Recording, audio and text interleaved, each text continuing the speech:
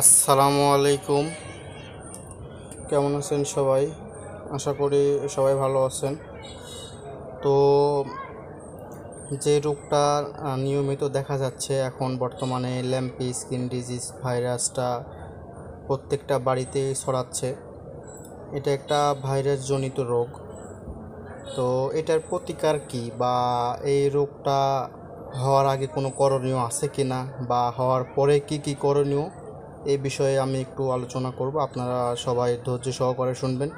আর ভিডিওর শেষে আমি একটা টিপস দিব, সেই টিপস অনুযায়ী গরুর যত্ন নিলে পারে অবশ্যই ভাইরাসটা আক্রমণ করতে পারবে না।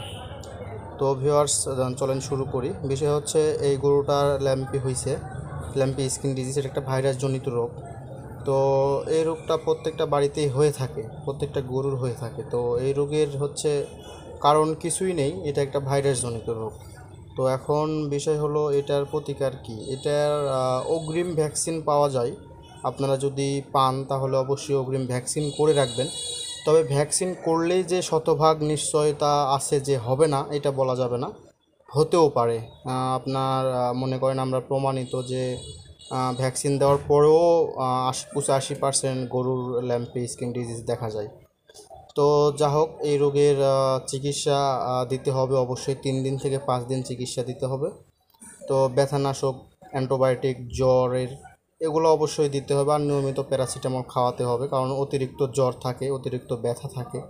এই জন্য প্রতিনিয়ত নাপা এক্সট্রা বা জ্বরের জাতীয় যা আছে এগুলো খাওয়াতে পারেন আপনারা, ঠিক আছে। আর আরেকটা বিষয় হচ্ছে যে, যেগুলাতে চাকা চাকা হয়ে গেছে, অলরেডি বের হয়েছে, ওগুলাতে অবশ্যই চুন আর হচ্ছে খাবার হলুদটা, এটা হচ্ছে পেস্ট করে নিয়ে অবশ্যই ওগুলাতে একটু লাগায়া দিবেন, তাহলে অনেকটা আরোগ্য লাভ হবে।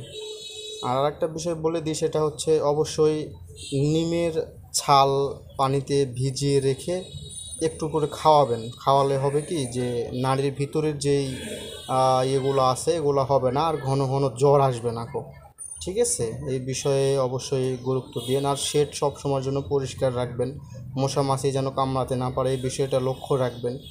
আর অ্যান্টিবায়োটিক 3 দিন থেকে 5 দিন নিয়মিত চালায়া যাবেন, ইনশাল্লাহ সুস্থ হয়ে যাবে। তবে ঘাবড়ানোর কিছু নেই, এই রোগটা ভালো হতে অনেক সময় লাগে, ঠিক আছে। এই রোগটা ভালো হতে 1 থেকে 1.5 মাস সময় লাগে। আপনারা টেনশন করবেন না, অবশ্যই ডাক্তারের পরামর্শ নেবেন, পশু হসপিটালে যাবেন, দিয়ে মেডিকেলে নিয়ে গিয়ে অবশ্যই বড় ছাড়দের পরামর্শ বা চিকিৎসা নেবেন, ঠিক আছে। তো আমি এই বলে আজকের ভিডিও শেষ করছি। আপনারা সবাই ভালো থাকবেন, সুস্থ থাকবেন। হ্যাঁ, আর গরুর যত্ন নেবেন, চিকিৎসাপাতি নেবেন, মেডিকেলে নিয়ে যাবেন, ঠিক আছে। আসসালামু আলাইকুম। সবাই ভালো থাকবেন ভাই।